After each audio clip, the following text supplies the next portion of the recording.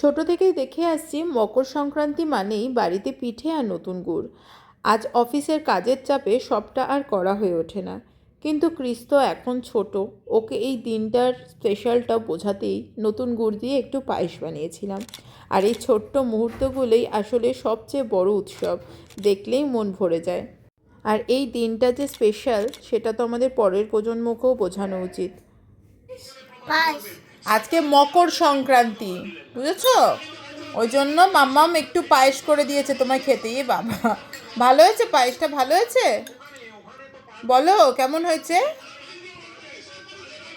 কি খাচ্ছে এটা? কি খাচ্ছে এটা?